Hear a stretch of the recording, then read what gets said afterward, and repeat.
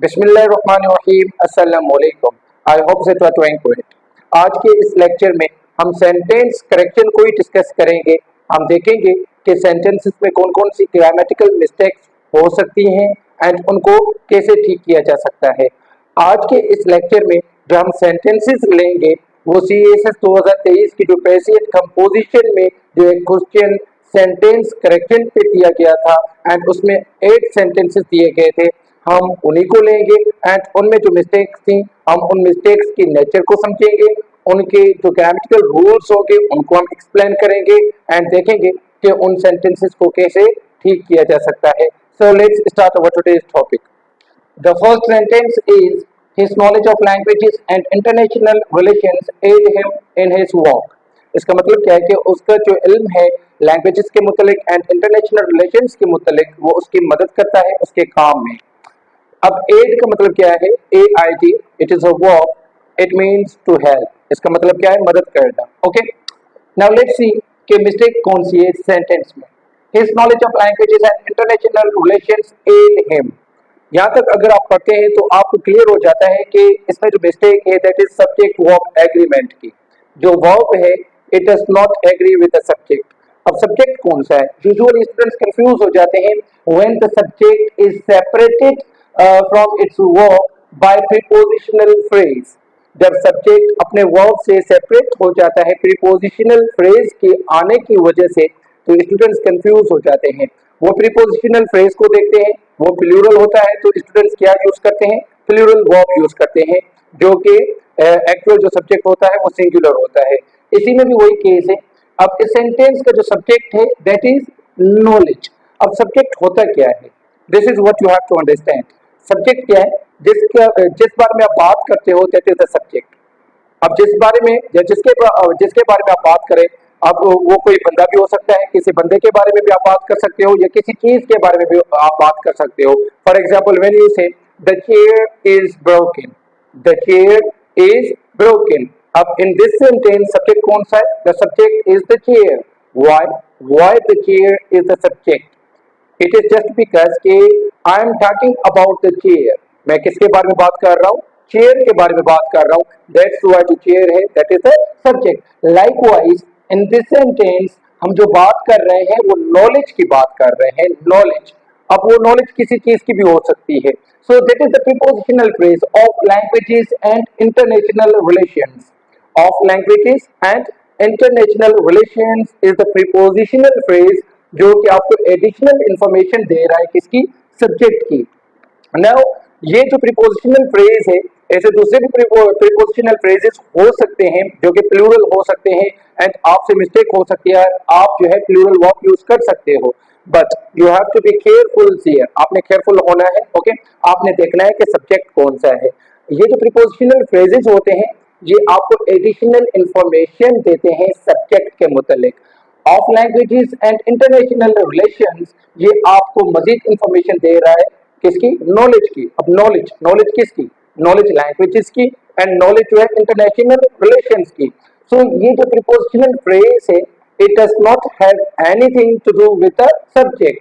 अब ये subject and verb के बीच में तो आते हैं but they don't change the nature of the subject. ये सब्जेक्ट के नेचर को चेंज नहीं करते, ये सब्जेक्ट को प्लूरल नहीं बनाते। तो इसमें मिस्टेक कौन सी है? वो सब्जेक्ट वर्ब एग्रीमेंट की है। सब्जेक्ट जो है सिंगुलर है एंड वर्ब जो है वो प्लूरल यूज हुआ है, तो हमने वर्ब को सिंगुलर में ही रखना है। तो सेंटेंस कैसे होगा? His knowledge of languages and international relations aids him in his work. Aid की जगह पे हम सिंगुलर वर्ब यूज करेंगे एड्स, क्योंकि आपको पता है कि सिंगुलर जो थर्ड पर्सन सिंगुलर प्रोनाउंस होते हैं ही, शी और इट, उनके verb in the present simple tense उनके वर्ब के साथ हम एस और एस एड करते हैं। Likewise knowledge is the singular subject, तो इसके साथ में हम क्या यूज करेंगे? सिंगुलर वर्ब यूज करेंगे। And we have another sentence. The sentence is the ambassador with his family and staff invite you to a reception at the embassy on Tuesday afternoon. जो ambassador है वो अपनी family and staff के साथ आपको invite करता है reception के टू रिसेप्शन पे eight the embassy on Tuesday afternoon, embassy पे ट्यूसडे आफ्टरनून पे, तो वो आपको इनवाइट करेगा। नाउ यू सी, कौन इनवाइट करेगा? This is what you have to understand. Ambassador, ambassador will be inviting you. अब ambassador is the singular subject, इसके साथ जो वर्ब यूज होगा that would be singular as well, whereas इस sentence में जो वर्ब है दैट इज प्लूरल। इस सेंटेंस में प्लूरल वर्ब यूज हुआ है दैट इज इनवाइट। अब सिंगुलर वर्ब करने के लिए हमने क्या देना पड़ेगा? एस। सो क्या होगा? The ambassador with his family and staff invites you to a reception at the embassy on Tuesday afternoon. ये करेक्शन आपने करनी होगी। ओके, व्हेनेवर ऐसे जो फ्रेजेस होते हैं with his family and staff, along with his family and staff, together with his family and staff, in addition to, besides, except and etc, जब वो सिंगुलर सब्जेक्ट के साथ एज होते हैं तो वो सब्जेक्ट के नेचर को चेंज नहीं करते और आप सब्जेक्ट सिंगुलर है तो आप सब्जेक्ट के साथ सिंगुलर वर्ब यूज करते हैं।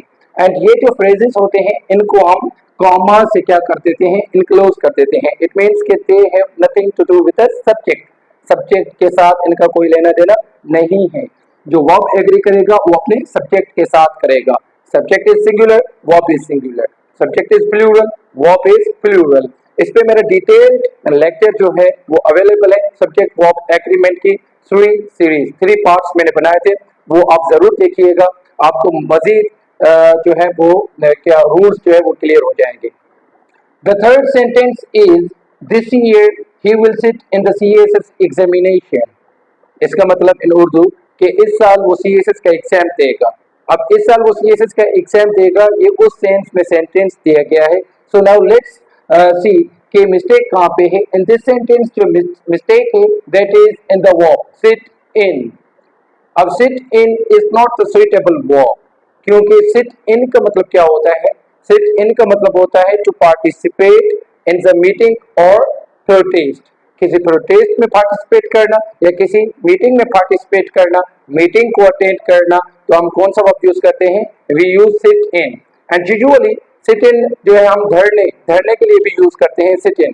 For example, they stage sit in outside the police station. It means के पुलिस स्टेशन के बाहर उन्होंने धरना दिया, तो सिट इन उस सेंस में भी यूज होता है। अब सिट इन मीन्स मीटिंग को अटेंड करने के सेंस में भी यूज होता है, तो उसका सेंटेंस कैसे बनेगा? For example, I am going to sit in on the meeting. I am going to sit in on the meeting, it means I am going to attend the meeting. इसका मतलब क्या है कि मैं मीटिंग अटेंड करने जा रहा हूँ। तो सुइटेबल वर्ब यहाँ पे क्या होगा?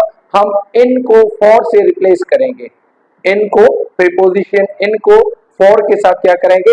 रिप्लेस करेंगे। So the correct sentence would be this year he will sit for the CSS examination. It means के this year he will take the CSS examination. The fourth sentence is the chief executive will let us know whether or not he can attend the meeting. इसका मतलब क्या है? जो chief executive है वो हमें बताएंगे कि वो मीटिंग अटेंड कर सकते हैं या नहीं कर सकते। अब जो मिस्टेक है दैट इज इन वेदर और नॉट, क्योंकि ये इनकरेक्टली यूज हुआ है इन दिस सेंटेंस। अगर आपने नरेशंस के rules means direct and indirect के रूल्स आपने सीखे हुए हैं तो आपको पता होगा जो क्वेश्चंस होते हैं डायरेक्ट स्पीच में कैसे? For example, I said to him can you do it, I said to him can you do it. इसको अगर हम ट्रांसफॉर्म करेंगे इनडायरेक्ट स्पीच में तो कैसे होगा? अब ये इनडायरेक्ट स्पीच में ऐसे होगा कि I asked him weather he could do it, I asked him whether he could do it. Now you see, can you do it? ये indirect speech में he could do it, but उससे पहले जो conjunction मैंने use किया वो कौन सा conjunction यूज किया? वो whether यूज किया। कौन सा conjunction? whether। अब उस सेंस में जो whether का जो मतलब होता है that is if, तो आप इनडायरेक्ट स्पीचेस में जो क्वेश्चंस होते हैं तो आप दो कंजंक्शंस यूज कर सकते हैं, that is up to you. You use either whether, आप या तो वेदर यूज करें या आप इफ यूज करें। इफ, तो मैंने कौन सा कंजंक्शन यूज किया? मैंने वेदर कंजंक्शन यूज किया। लाइकवाइज इस सेंटेंस में भी जो और नॉट है ये क्या हो जाएगा, ओमिट हो जाएगा, खत्म हो जाएगा। सिंपल क्या रहेगा, वेदर। सिंपल क्या रहेगा, वेदर। अब डायरेक्ट स्पीच में अगर इसको हम कन्वर्ट करते हैं, ट्रांसफॉर्म करते हैं, तो क्या होगा, can you attend the meeting, या can you attend the meeting. किसी ने चीफ एग्जीक्यूटिव से पूछा कि क्या आप मीटिंग अटेंड कर सकते हैं, तो इसको हम इनडायरेक्ट में कैसे करेंगे कि the chief executive will let us know, वो हमें खुद बताएंगे whether he can attend the meeting. Now in this sense आप whether की जगह पे you can also use if, आप if भी use कर सकते हो, but you won't be using whether or not. अब whether और not आप use क्यों नहीं कर सकते, क्योंकि हम whether और not use करते हैं जब हम दो alternatives की बात करते हैं। When we talk about two alternatives means choice A and choice B.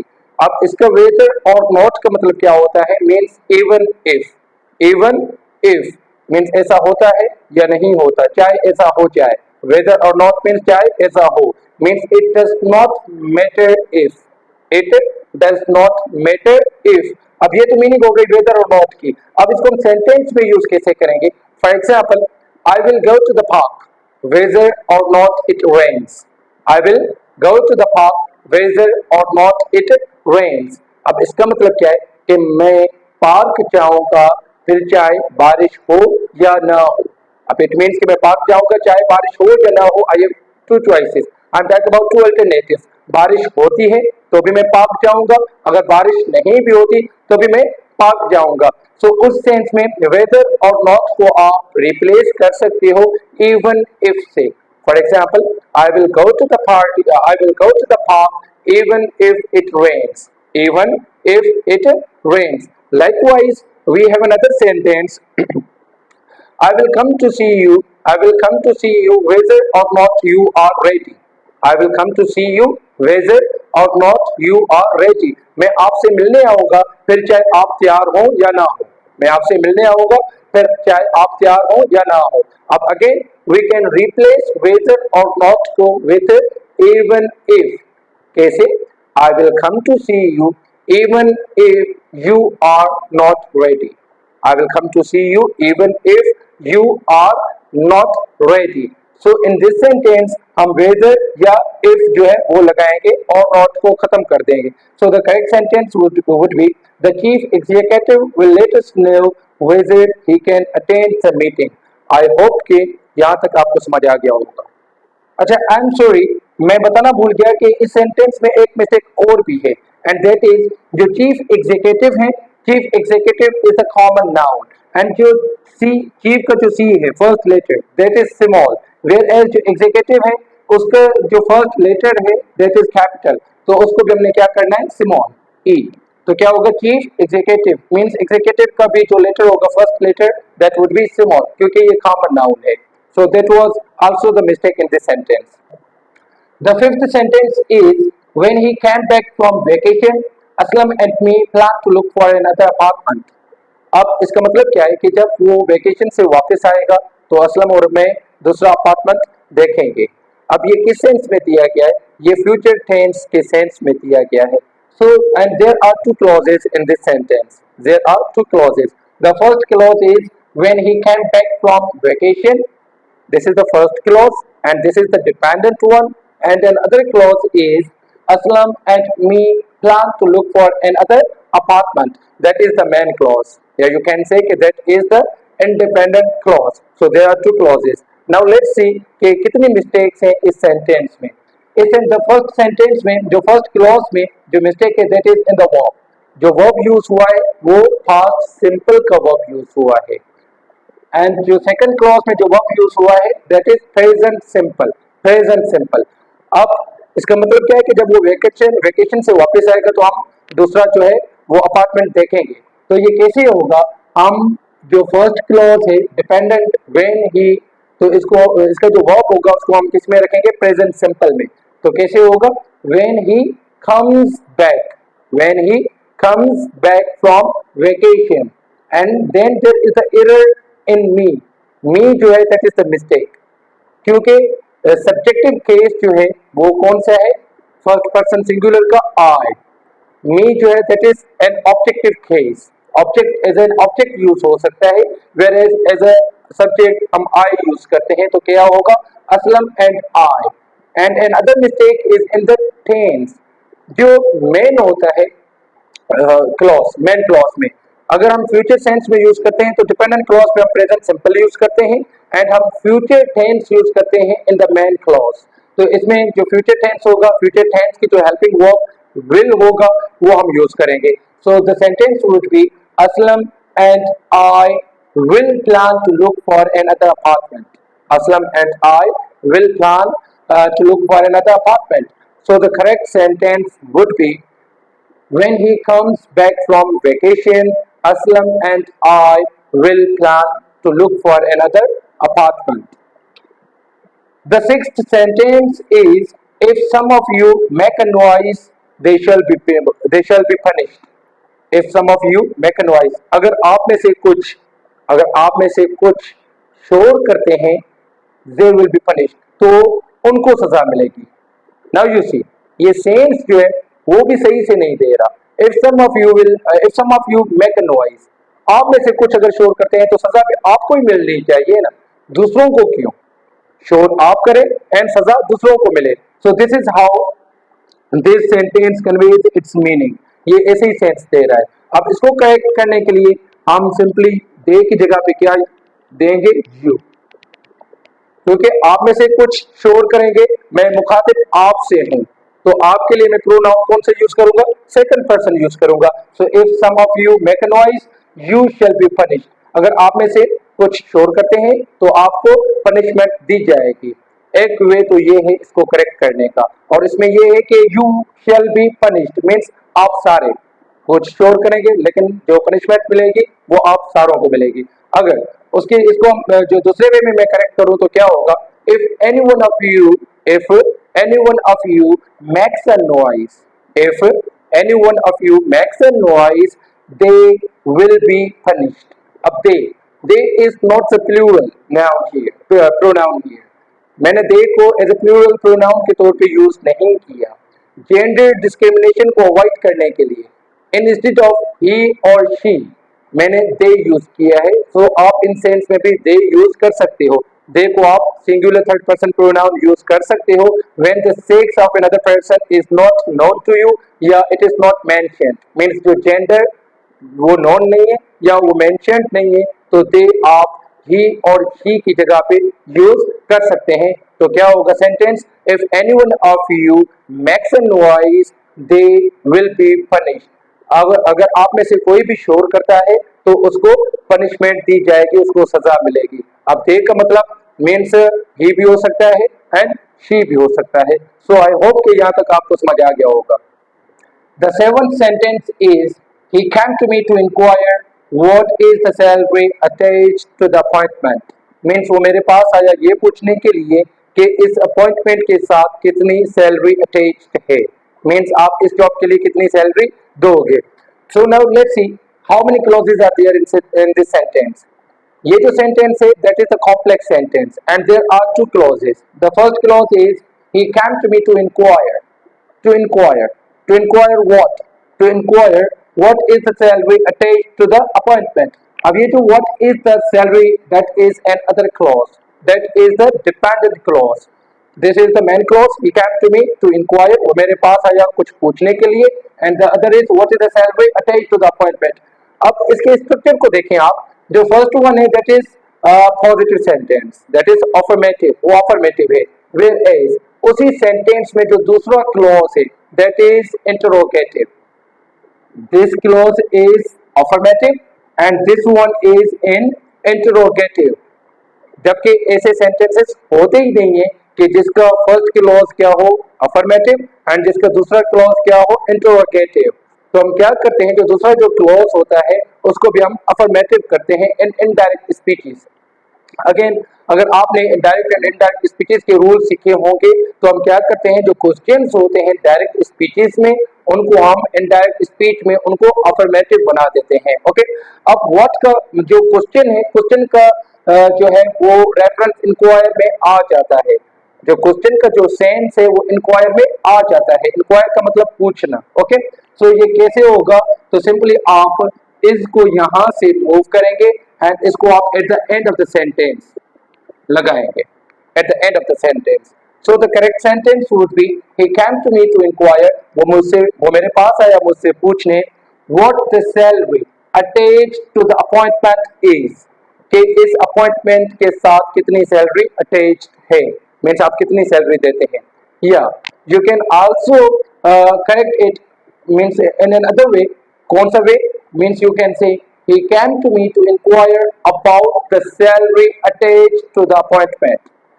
He came to me to inquire about the salary attached to the appointment. So again वो भी आपका क्या हो जाएगा, करेक्ट हो जाएगा। And the last one is I'm too tired that I do not hunt words and idioms in my English book.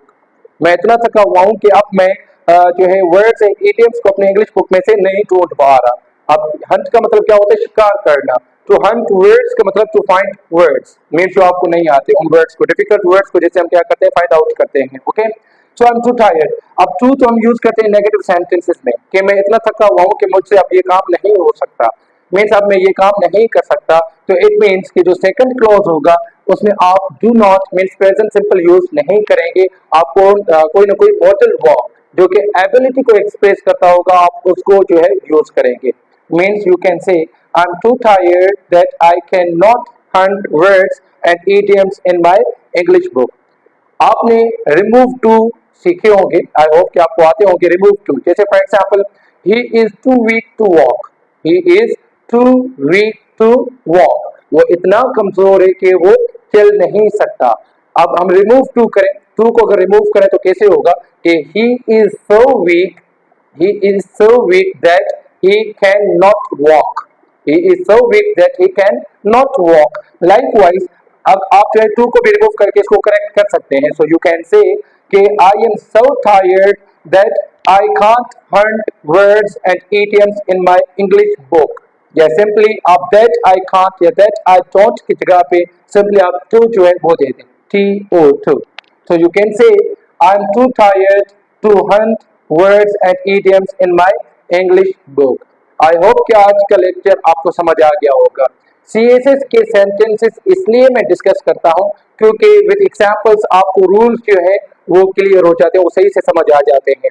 Otherwise subject verb agreement पे मैंने 3 पार्ट्स में लेक्चर्स बनाए हुए हैं, पार्ट 1, पार्ट 2 एंड पार्ट 3 में, वो आप जरूर देखिएगा। वो रूल्स एंड उसमें भी मैंने आपको एक्सप्लेनेशंस दी हुई हैं विद एग्जांपल्स। ओके, तो अब ये जो CSS के पेपर्स की जो सीरीज चल रही है वो इसलिए क्योंकि मैं आपको एरर की नेचर भी बताता हूँ कि ये मिस्टेक क्यों है, किस नेचर की है, एंड इसको हम कैसे अवॉइड कर सकते हैं और कैसे हम सेंटेंस को करेक्ट कर सकते हैं। सो आई होप कि आपको ये लेक्चर सीरीज पसंद आएगी। अपना फीडबैक जरूर दिया करें कमेंट में ताकि मुझे पता हो कि आपको मेरे लेक्चर समझ आ रहे हैं। अगर आप चाहते हैं कि मैं कुछ इम्प्रूव करूं या मुझे इम्प्रूव करने की जरूरत है तो वो भी आप सजेस्ट किया करें। आई होप कि आपको समझ आ गया होगा। Like and share the video and kindly subscribe to my YouTube channel. Thank you so much. अल्लाह हाफिज।